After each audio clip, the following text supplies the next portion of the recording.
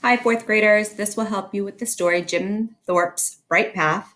And so you'll need to actually listen or read the story.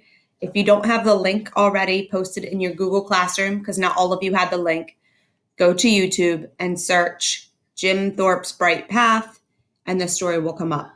There are some ads, which you just have to deal with because it's free, but you can listen to the whole story or you can read it yourself.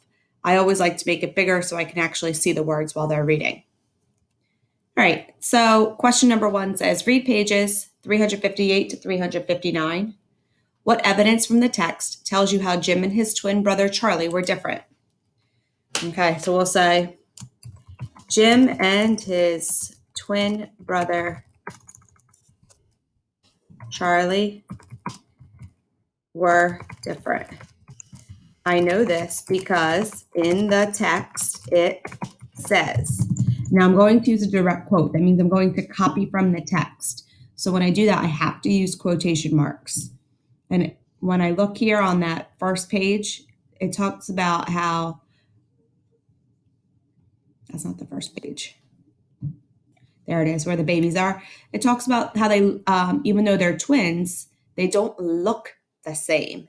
Charlie had darker skin and brown hair, and and Jim's skin was light and his hair was dark black.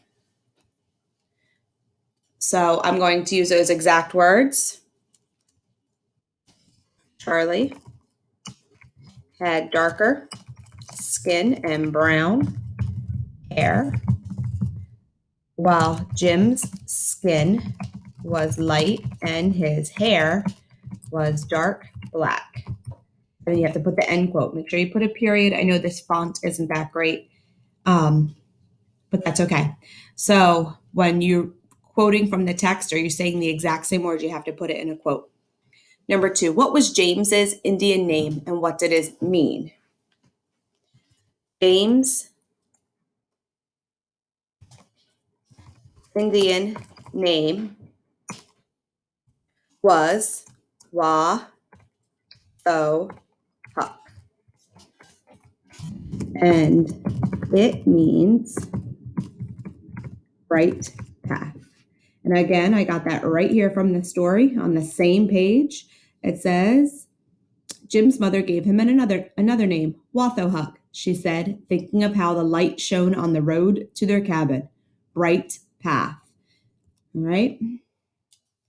James' Indian name was Wathohuck, and it means bright path. Now, I didn't exactly quote directly from the story, so I don't have to use the quotation marks. Number 3, read pages 360 to 361. What facts do we learn about the Indian Agency boarding school on page 360?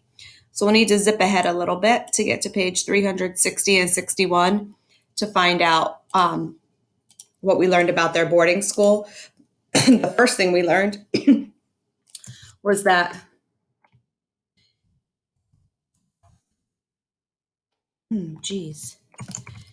Indian boarding schools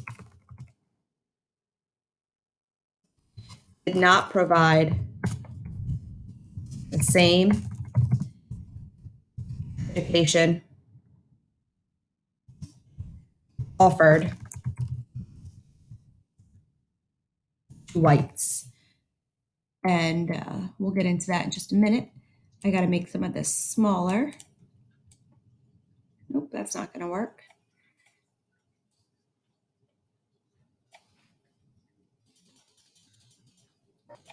There we go. Okay. Next would be students had to wear uniforms, and we talked about in the story how Jim hated them because they were scratchy and he felt trapped inside them because he wasn't really used to wearing clothes like that. And one of the worst things that students got smacked on the knuckles, which is your hand, if they spoke their native language. What that means was, remember, these students or these children were Native Americans, so they spoke their native language, which was an Indian language. But when they went to the Indian Agency boarding school, everything there was white and in English, and they didn't know English.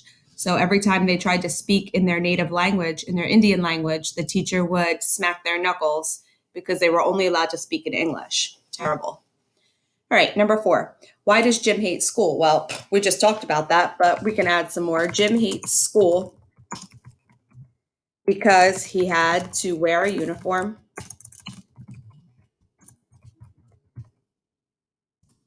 He got smacked when he spoke his native language, and that would be his Indian language.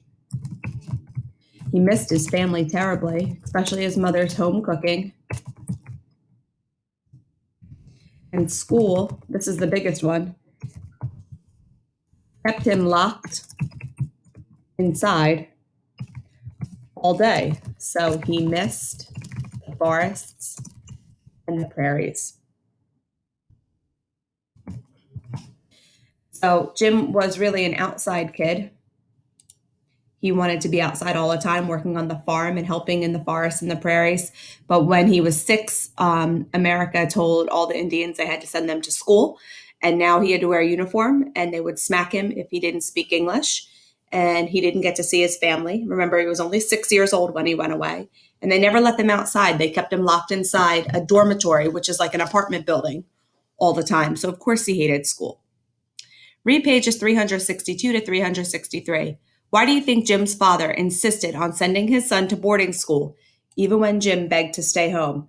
So this was a quite sad part in the story because Jim's twin brother Charlie got sick with the influenza and passed away. He got an illness which really could have been treatable, but because we didn't treat Native American people fairly, he didn't have the medicine to make him feel to get better. And so his twin brother died when they were very young.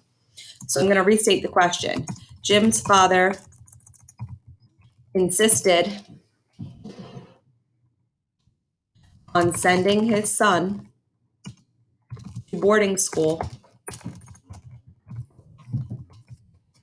because he knew that is what his brother Charlie would have wanted. So after Charlie passed away, his father knew that Charlie was very good at school and that he encouraged Jim to be better at school, but Jim didn't want to go back to school, especially because he missed his brother. And so he said, you have to go. That's what your brother would have wanted. That's what Charlie would have wanted for you. But there was also another reason. Also, his father wanted Jim to learn to read and write in English, so he would not get cheated by the white man. And what would happen at this time is white people would trick the Indians into signing papers that would give all their land away or all their food or all their money because they couldn't read them. And he didn't want his son to be somebody that got tricked. And the last one, what did Haskell have that the agency boarding school didn't have? And so Jim actually thrived at Haskell because they had football. Haskell Institute had a football team, and the agency boarding school did not.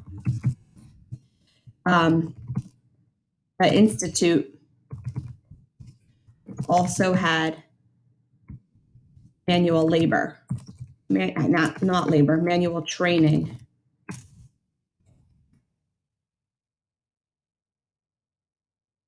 All right, so the second boarding school that he went to was further away, but they had a football team, but they also had manual training, meaning they learned actual jobs and skills like how to make wagons and wheels. And so Jim did better at that because he could use his hands and he wasn't stuck in a classroom all day. All right, that was a great story. I hope you read it and I hope this helped.